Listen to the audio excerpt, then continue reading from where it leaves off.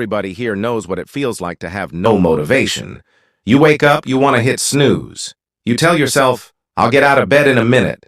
And then that minute turns into an hour, and you end up doing nothing all day, and you feel horrible at the end of it. So how do you fix this? How do you fix this lack of motivation? Well, the answer is simple. It's called discipline. So let me explain. Discipline is doing what needs to be done even when you don't feel like it. And that's the key part.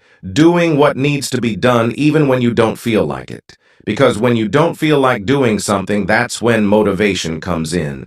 That's when you say, oh, I want to do this. I really want to do this thing.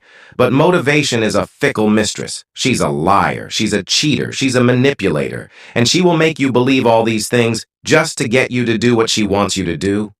But once you do it, once you fall for her trap, she's gone. She's vanished. You never see her again until the next time when she's ready to trick you again. So what do you do when you have no motivation? You rely on your discipline. Now, discipline isn't some magical thing.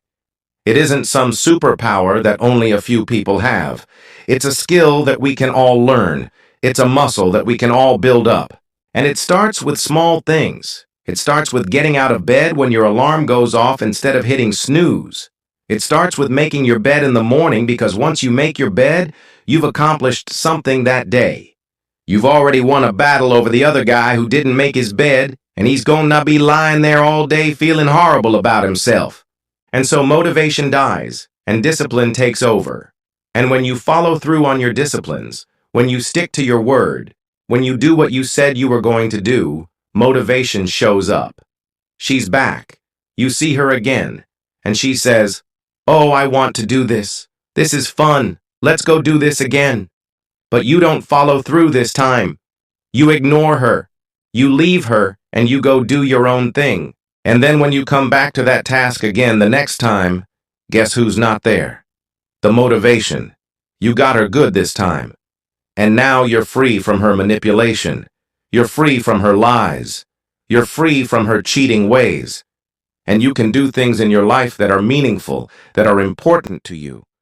So remember, motivation dies, and discipline takes over. When you don't feel like doing something, that's when discipline comes into play.